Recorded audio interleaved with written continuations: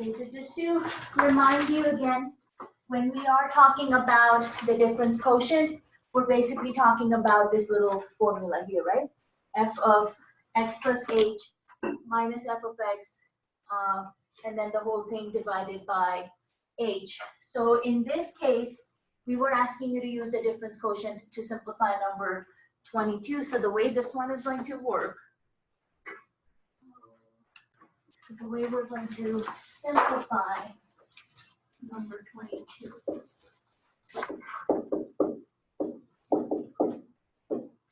Minus 2x, right? Yes. Okay. So as part of that, step 1, we will actually go through the first part of our difference quotient and figure out what the f of x plus h function is going to be. And again, your difference quotient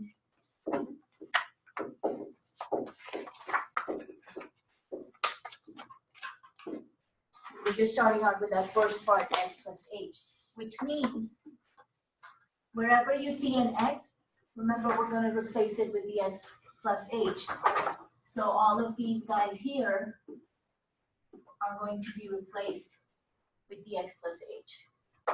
So that will give us x plus h to the second power minus 2 times, and again replace the x with x plus h. Now remember, for the first part, x plus h squared, we'll need to FOIL this, right? And then once we do that, on the second part, we'll come back and distribute that negative 2. So again, let's do this on the side, the FOIL part, so that's x plus h multiplied by itself. What will that give us? If you're doing the first 2 terms, X squared. Then the last, or the outer terms, I guess, xh. Then the 2 inner terms, which will also be xh. And then the last for each of the parentheses, which is your h squared. Now these 2 guys are the same exact term, so you can combine them together to get x squared plus 2xh plus h squared, right? And we had kind of seen that last time also, so you can see it's pretty much going to be very similar anytime you have a square on your x value. So this guy comes out to be x squared plus 2xh plus h squared. And then here is where we need to distribute that negative 2, right? So you're going to get negative 2x and again negative 2h. And there's no like terms here that we can combine, right? Which means this first initial part is done. We have taken care of this f of x plus h. Now for the second step, we need to subtract minus the original function from it. So let's go down here. For step 2, we're going to take this answer from step 1 and subtract our original function from it. So that will become your numerator. So let's see. Let's get the answer from step 1, which is x squared plus 2xh plus h squared minus 2x minus 2h. That entire thing is our answer from step 1. Now from this, we are subtracting our original f of x function, which is the one that was given to you, right? X squared minus 2x. So subtract that. And you'll notice I'm putting both these answers again in brackets so that we can remember that these are 2 separate functions that we're bringing in together. Since I have a minus sign here, we always need to remember that minus sign changes sign, so we'll distribute that negative sign.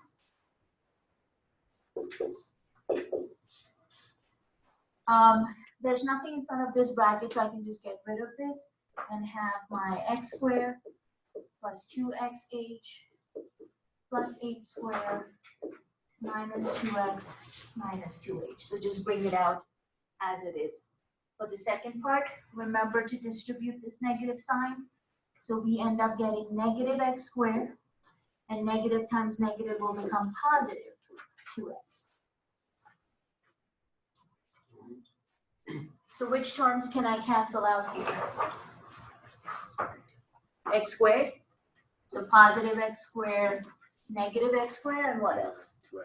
Yeah, the 2x. I've got a negative 2x and a positive 2x. So all of those will cancel out. And you know, a general rule of thumb is at this point, when you're doing this step 2, every term that is left behind should have at least one h in it. That's how you know you're on the right track. So we've got 2xh. We've got our positive h squared. And we have this minus 2h in the middle. So that cleans up our numerator actually for our difference quotient. So now we have taken care of this entire step. All we have to do is divide by h. So let's do that as our last and final step. Okay, so let's call that step 3. We're taking our answer from step 2 and dividing it by h. So that will give us 2xh plus h squared minus 2h and everything divided by h. If it helps, you can write this individually, so you can have 2xh over h plus h squared over h minus 2h over h, right? In the first part, both our h's will cancel out. I've got 2 of these on the numerator, 1 in the denominator, so only one of them will cancel out and one will stay behind. And the last term, same thing, the h and the h cancel out, leaving us behind with 2x from the first term, plus, remember we have one h still left behind from here, and then the last term is just a minus 2. And that's your difference quotient.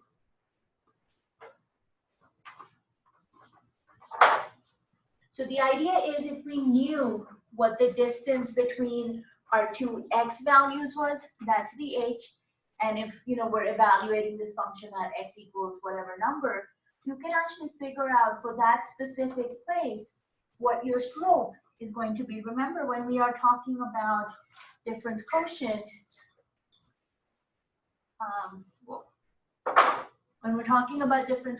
we are talking in terms of slope, right?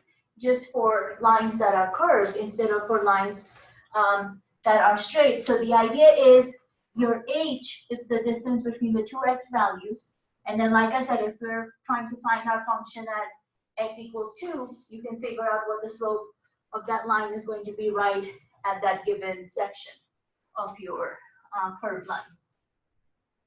But that's pretty much the process when it comes to figuring out your difference quotient. So like I said, I like to break it up into 3 subsections, so that way I know I'm keeping track of all my signs and not losing any of my terms. So I start by finding out just that first part, f of x plus h.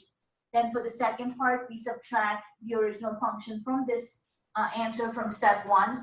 And then the very last step is where we're dividing by h, which is literally just cleaning it up at this point. Can we go back up a second? Yeah. Where? Okay, so in step 1. Yes. So when you get to a calculus course, this would be a derivative.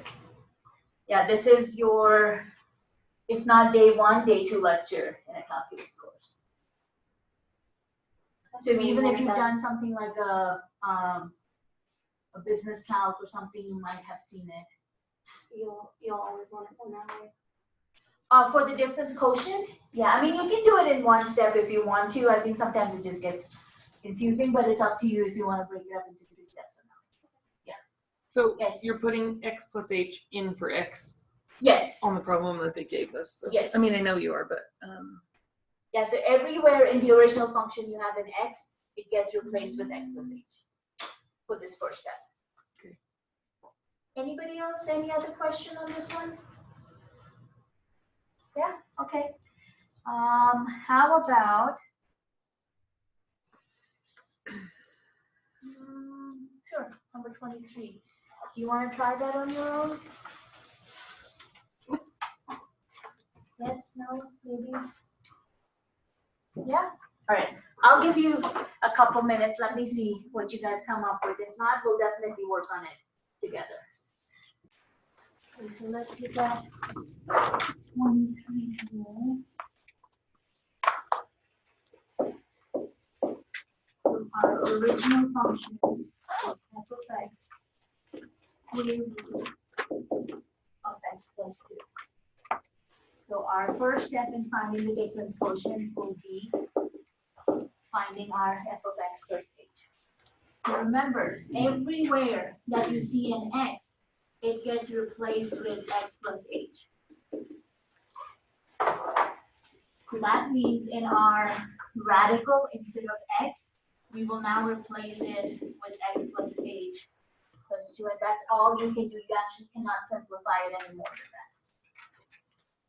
Then step 2 is where we take this function from step 1 and subtract our original function. And remember, we're just following the difference quotient's definition again here.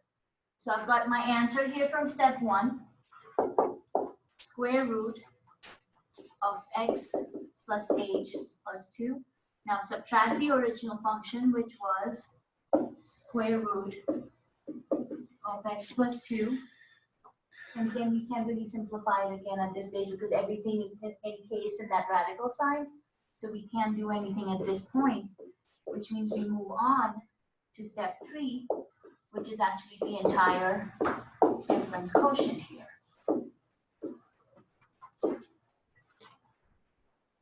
And this comes out to be, again, take your answer from step 2.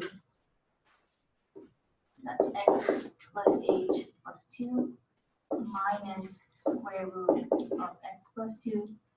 And now the entire thing divided by h.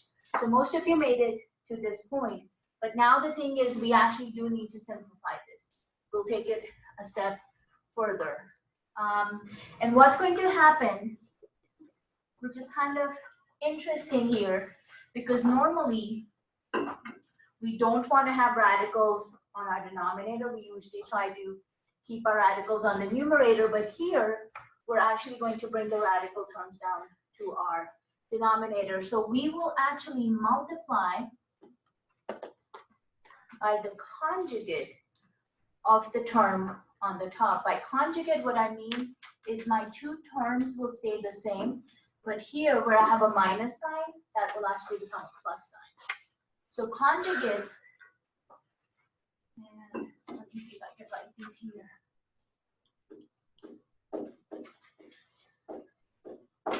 Your conjugates are basically the terms that stay the same. It's only that the signs in the middle will change. So here I've got square root of x plus h plus 2. Oh, let's do that again. Square root of x plus h plus 2. But like I said, since this guy has a minus sign, our conjugate will have the plus sign. And that's going to be square root of x plus 2. And we'll do the same thing on our denominator. Because anything you multiply to the numerator, you have to multiply that same term to the denominator.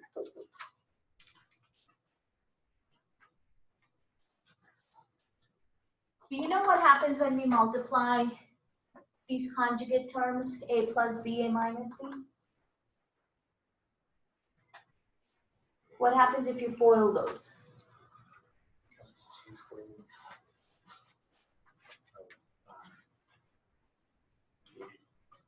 A squared. Yeah, you're only actually going to get square of the first term minus square of the last term. Your middle terms, they actually cancel each other out because of that one plus sign and one minus sign. So they actually end up giving you difference of squares when you multiply them. And that's why we normally use this idea of multiplying by conjugates.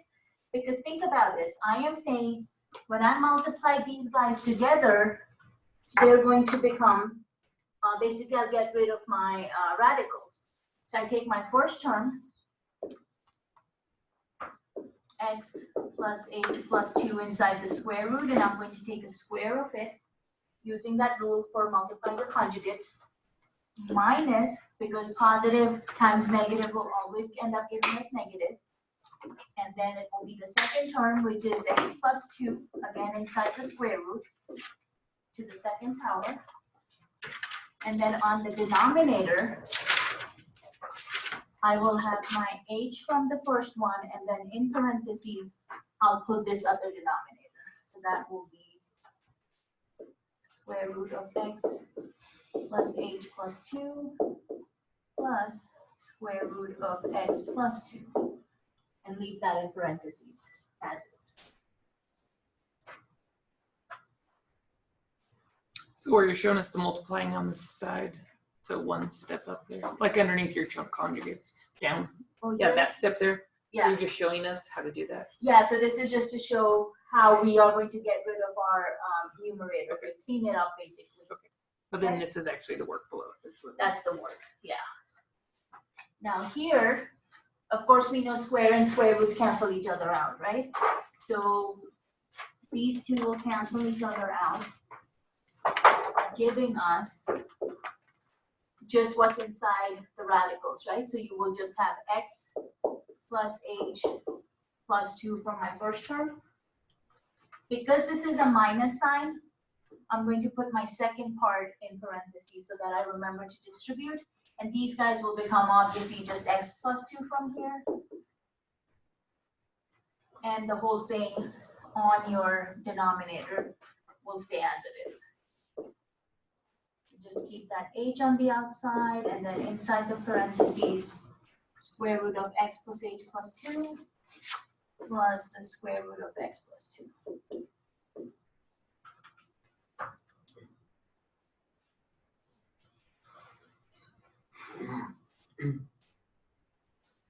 All right, so distribute that negative sign, and what will happen?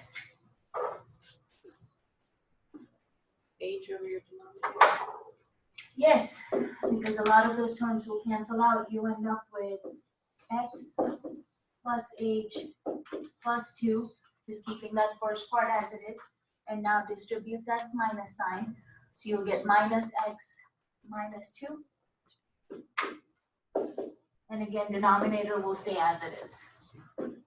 So h square root of x plus h plus 2 plus square root of x plus 2. So what's canceling out? Yeah, both your x's will cancel out, and your 2's will cancel out here. Oh, let's see if I can do it without expanding our page. So I've just got h left over on the numerator. Again, keeping all of my denominator as it is.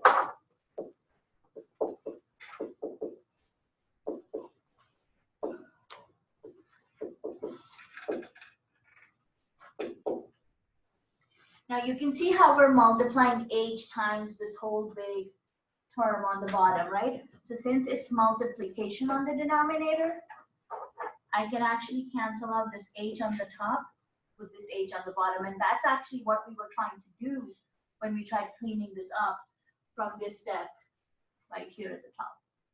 So that's what we were really trying to do, is get rid of that h in our denominator. So h divided by h is of course 1.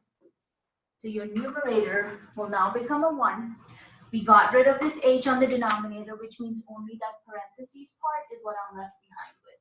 So that's going to be your square root of x plus h plus 2. And added to that, we have square root of x plus 2. So with radicals, the process is a little bit different than what you saw in the other example for 22. So as you can see, there was not much that we needed to do in steps 1 and 2. You're literally just replacing your x with x plus h here, right? Step 2, we took our x plus h and subtracted the original function. So again, really not much that we could have done here. We left this as it is. Now step 3 is where really most of the calculations are happening. So we started out by taking this answer from step 2, divided it by h. Now how do we clean this up? So this is where we bring in the idea of conjugates. So conjugates are basically keeping your same terms, right? Just changing the minus sign to a plus. Now if originally this guy would have been a plus, then your conjugates would have had a minus. That's basically what a conjugate does. So we multiplied both numerator and denominator by our conjugate term.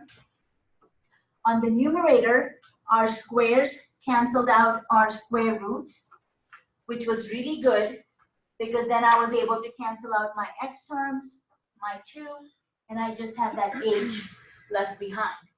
Once I get that h by itself on my numerator, I was able to cancel out that h with the 1 I had left on my denominator. So these guys canceled out.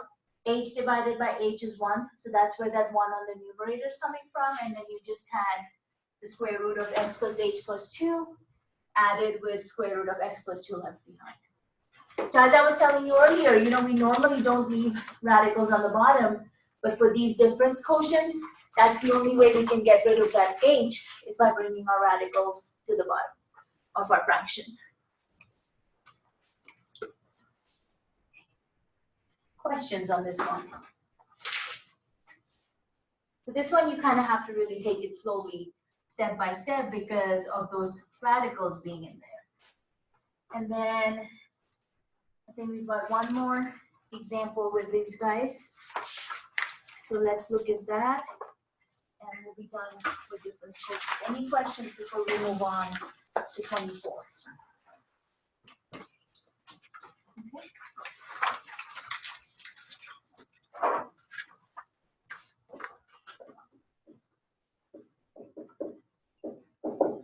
Okay. And we've got f of x equals 3 over x plus 2.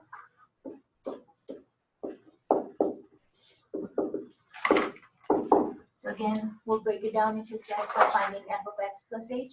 So again, remember, every time you see an x, replace that with x plus h. So f of x plus h for our step 1 will basically just become 3 over x plus h, and then that plus 2 from there. And again, we really won't be able to simplify it anymore at this point, so leave it as it is. Let's move on to the second part, where we subtract.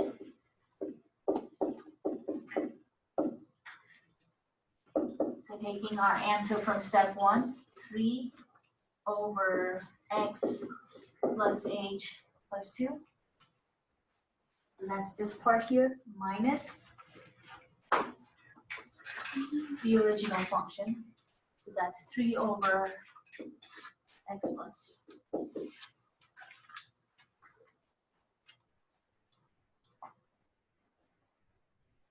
Okay.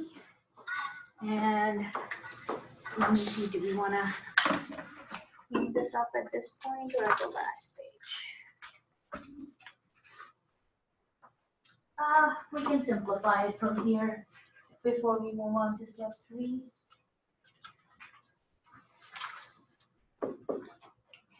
So you can see we've got 2 different denominators. What's our normal step when we're trying to subtract fractions with 2 different denominators?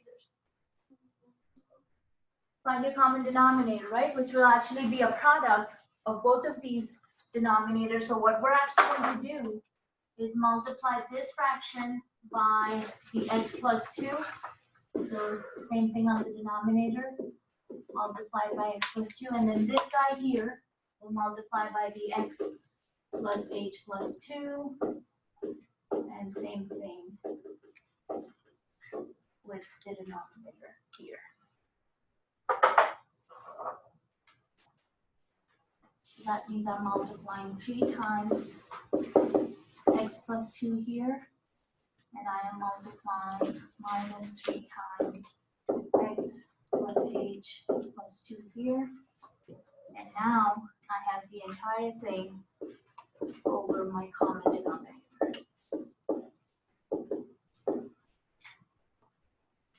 And we don't need to multiply the denominators, we can leave them as it is.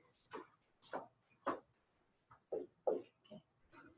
So as we always do, take that 3, distribute it inside. Here we'll need to think of this as being a -3. That -3 will multiply with all the terms inside, which will give me what?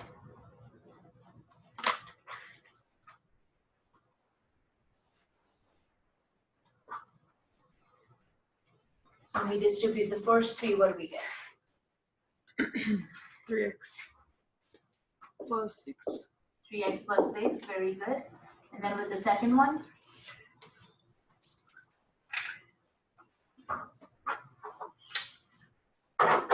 Minus 3x. Minus 3x, Minus 3h. minus 3h, Minus 6. minus 6, very good. And then keep that common denominator.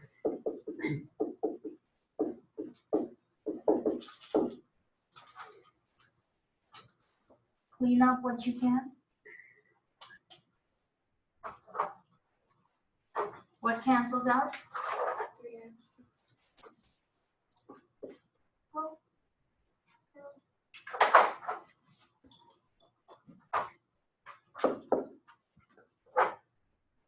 you positive -3x, positive -6, leaving us behind with -3h,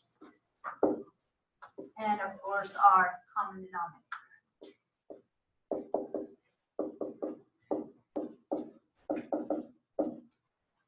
And remember, this was just us cleaning up with step 2, right? Now the very last part we need to do, and that's going to be completing our difference quotient. So that's f of x plus h minus f of x, and divide that entire thing by h, which will give us, take your answer left over from step 2, so that's -3h over x plus h plus 2 multiplied with x plus 2.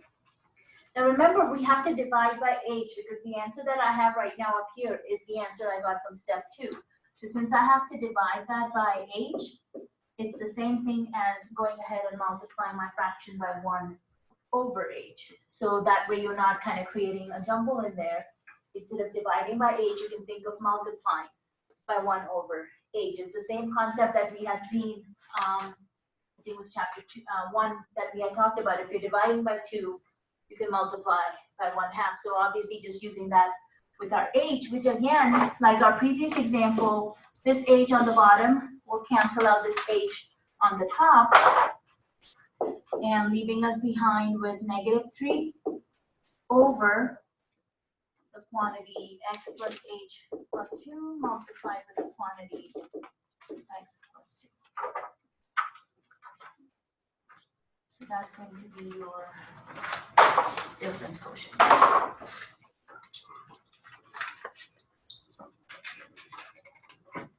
So again, just to show you, we started out by just doing the first part of our difference quotient, x plus h, instead of x in our function, which gave us this little expression here, 3 divided by x plus h plus 2. Take the answer from step 1 and subtract the original function from it. So that was the answer from here, subtracting the original function. Now before we move on to step 3, we wanted to see how much we could simplify and clean up here in step 2. So we started out by multiplying my fraction on the left with x plus 2, my fraction on the right with x plus h plus 2, right? Basically the opposite denominators. Then we went ahead and distributed the 3 and the -3 on the numerator, which led us to what we wanted, canceling out all those terms that did not have an h in them. So everything that did not have an h canceled out, leaving us behind with the -3h, again, keeping the common denominator. So once we simplified step 2, we were ready for step 3, which was basically taking the answer from step 2 and just dividing it by h. Again, dividing by h is the same thing as multiplying by 1 over h. And that's a good thing, because this h on the top and h on the bottom canceled each other out, leaving us behind with -3 over our common denominator of x plus h plus 2 multiplied with x plus 2. So just depending on what problem you are looking at, you can see that process changes a little bit from each example, right? With the square root, it was different. When we did just x squared minus 2x, our process was different. So your difference quotient really depends on what kind of functions you are looking at, okay? Do you have any questions on these difference quotient?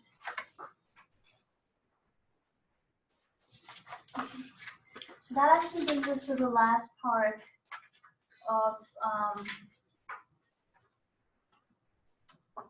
our 2.1 handout, and this one is actually just saying to construct functions based on the information we already have, that we already know. So in this case, we're actually using a square. They're telling us the sides are a measurement of s, whatever that number might be. The diagonal for that square is d. P represents the perimeter, A represents the area. So how can we write these as functions using function notation? So let's start with our first part over here.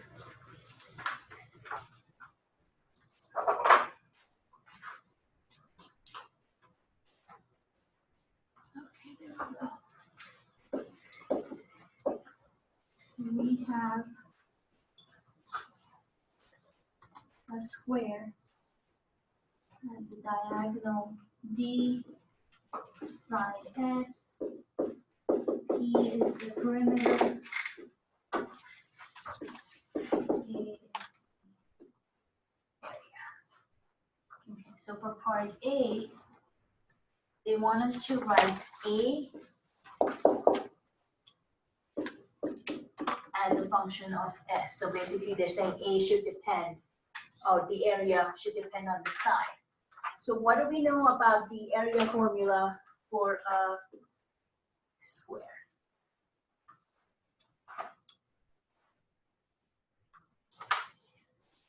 Sorry? Base times height, very good. So what would that translate in terms of these sides?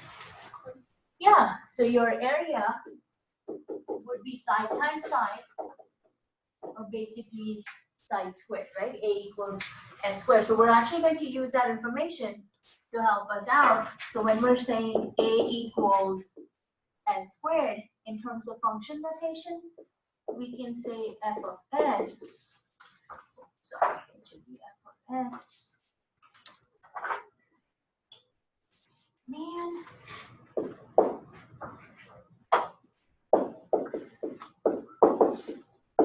So this is writing A in terms of S as a function of S, is basically what they're asking us to do.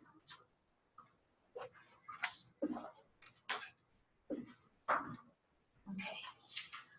In that same way, part B is asking us to reverse that relationship, and they're saying write S as a function of A. So if this is the relationship we know, A equals S squared, how are you going to reverse that relationship so we have S on one side and A on the other side? Get S by itself. You ready? If I mean S equals square root of A. Okay, how do we get there? What do we do? It's square root. Okay, so we start out by this way, then what do we do? Yeah, because you're trying to get rid of your square, right? Remember, anytime you want to get rid of your square, you have to use square root. So we end up taking a square root on both sides. Now remember, with the square root, you always get one positive, one negative root. Of course, your S square and the square root cancel out, giving us just the variable S. Now, can your area or side, for that matter, of a square be a negative number? No. So even though our square root gives us both positive and negative, we are actually going to discard our negative answer. So we're actually not even going to bother writing the negative down anymore, and you'll just have positive square root of a, which is writing your function. What did we have in terms of a? So that would be your square root of a.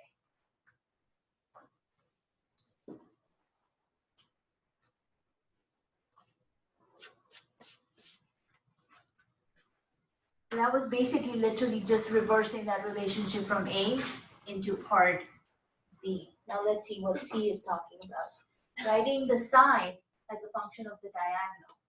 So writing S in terms of D. Again, if it helps, you can kind of look at that diagram right there.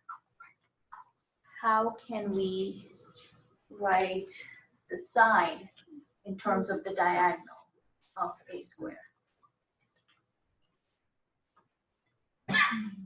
What relationship do we want to build on?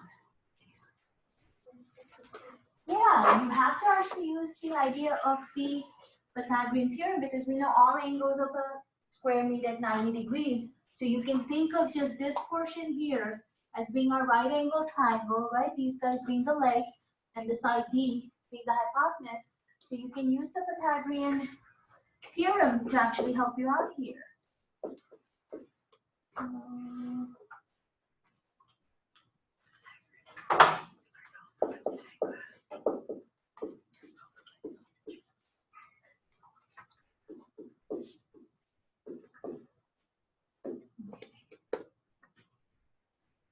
So let's see.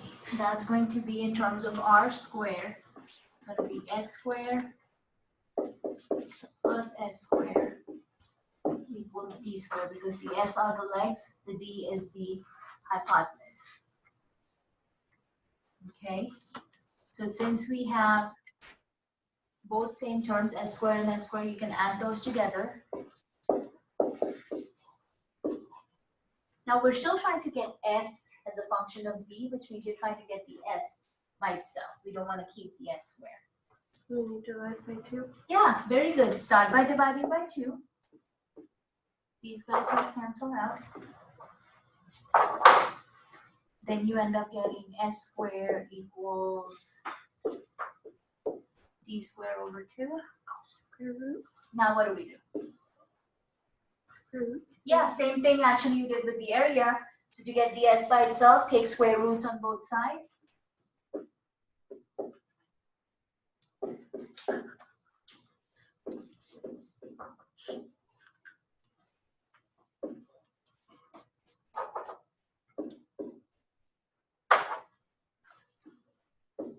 And same logic, we will discard the negative answer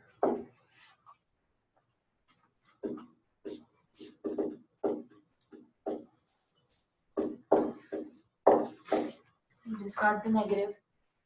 Now, how do you clean up that right-hand side?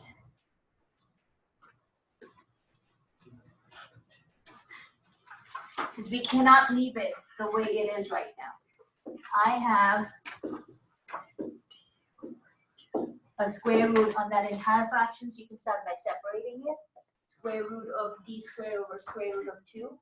Of course, we know in the numerator that's going to be a nice, easy cancellation, since the square and square root cancel out, giving us just d over square root of 2. Now, as I was telling you, by convention, we do not leave the radical in the denominator. What we did in that difference quotient problem was an exception. So how do I get rid of my square root of 2 in the denominator?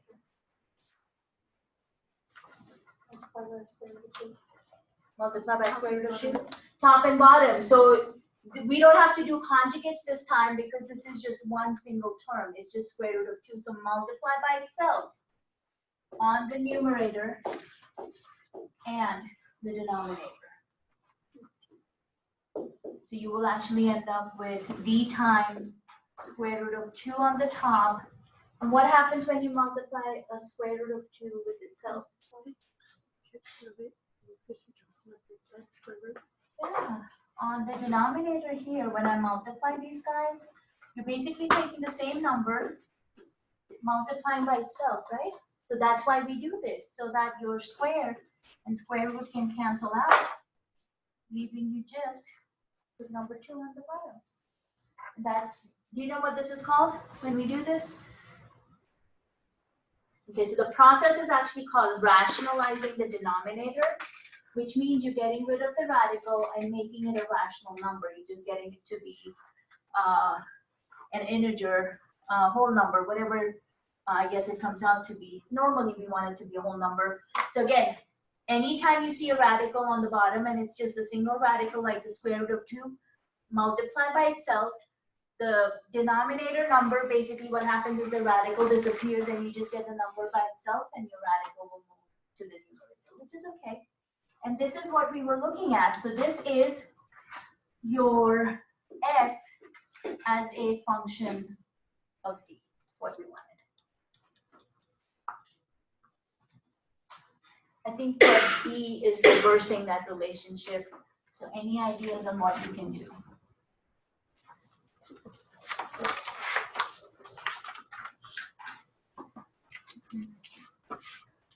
This one is asking you to write b as a function of x. Yeah, so I would actually start right at this relationship where you had 2s squared equals d squared when we added them, but switch the sides since we want d to be a function of s.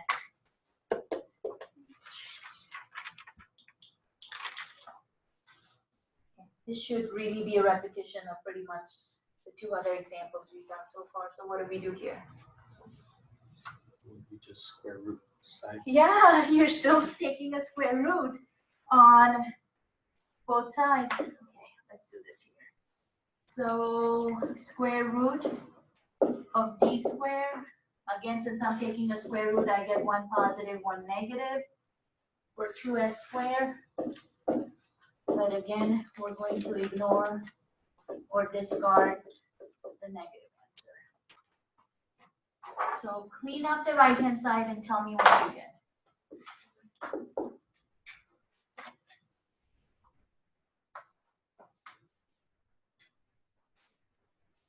Square root 2 times s. Yeah, because it's going to be exactly what we did in the previous example, but instead of division, it's multiplication. So you've got square root of 2 and square root of s squared. So everything that has a square, of course, we'll clean up. And just so we know that s is independent, I'm actually going to bring it to the front. So you have just the s itself because the square root and the square canceled out. But poor 2 continues to stay inside the radical. So this is writing d as a function of the side of the square.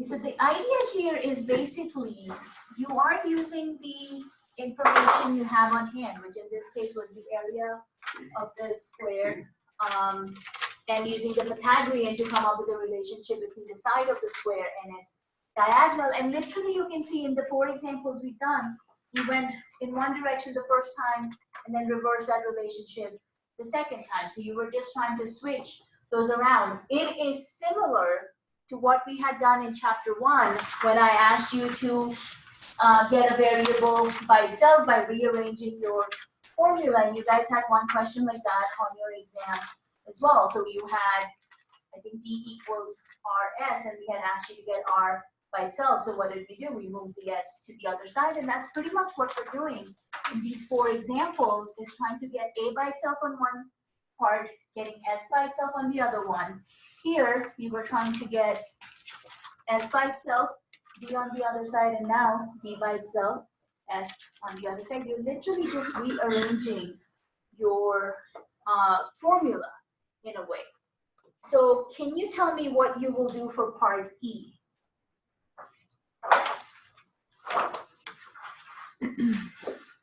It's asking you to write the perimeter as a function of the side. Yeah, perimeter of a square is the 4 sides multiplied by s, right? Or you're just adding on 4 sides. So it's 4s. We're going to use that.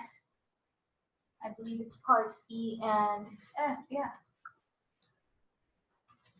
So if perimeter in terms of sides is just the perimeter formula, P equals 4 times S, this is your function in terms of S.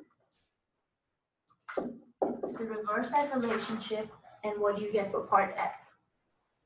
Which is side as a function of P, right? Divided by 4 to get. Yeah, so just reverse that relationship. You've got 4s equals P. So start by rewriting it the other way around and then get S by itself. So you said divide by 4? Yeah. And you get your S all by itself. You get P divided by 4, and this is writing S as a function of P. Not too bad. All right, I'm gonna give you guys again about 2 minutes, and let me see what you can come up with those last 2 cards.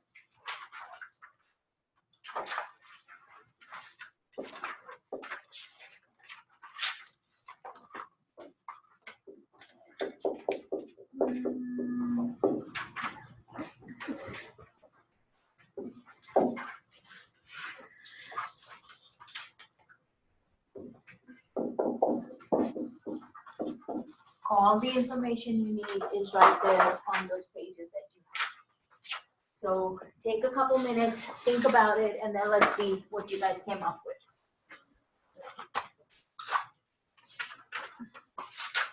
So starting with our area formula, we go from A to S squared, and now I want to go from S to P because that's my connection. So I'm actually using this answer from part F, which is telling me S equals P over 4, right? So that's actually your flow for this problem. Now all I need to do, since I have a square on this, right, which means I need to put a square on these guys so that I can have these 2 terms matching, and that will give me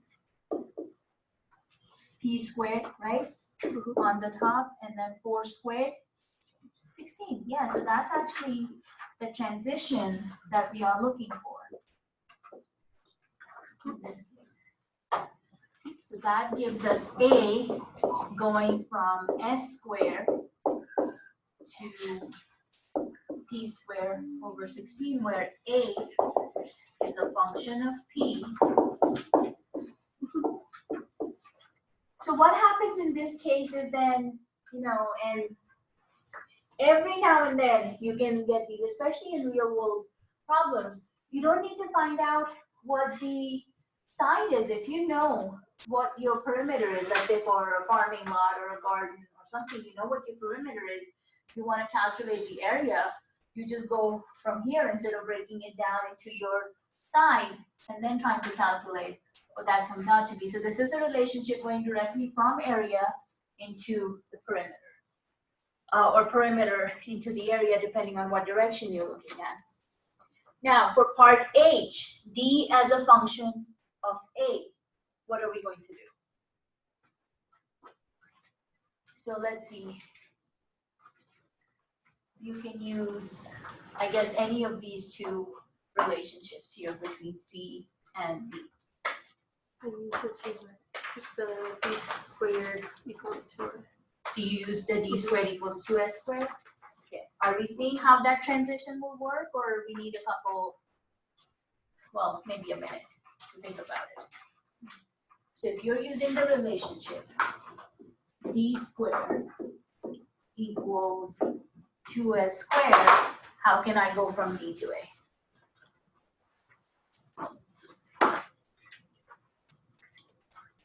Where'd you get the 2s squared? Sorry. Oh, this was from our Pythagorean. So just what we had done when we did S squared plus S squared equals Okay. D squared. So we're just falling back on that relationship. So it's the 2S squared equals D squared is what I'm using. So how do I go Robert, you had your hand up? I was gonna say you could just replace the s squared with an 8 since the area Yeah. is s squared. So this relationship right here, replace the s squared with a, and that will become 2a equals d squared. Very good, that's a good transition. You right, see? You have to the other side. A equals b squared. No, so we want d to be a function of a, which means you're trying to get d by itself. So then you square root it. Yeah, you square root after this. That seems to be our friendly neighborhood operation here, right? Everything we've pretty much done, we've had to do these square roots. So you are taking a square root on both sides. And again, obviously, since we cannot have measurements being negative, we'll go ahead and discard our negative answer. You get d by itself, and that's going to be square root of 2a. Can I clean that up? No, because 2 is not a perfect square and we really don't know what a is, so being a variable, you will leave it inside your radical.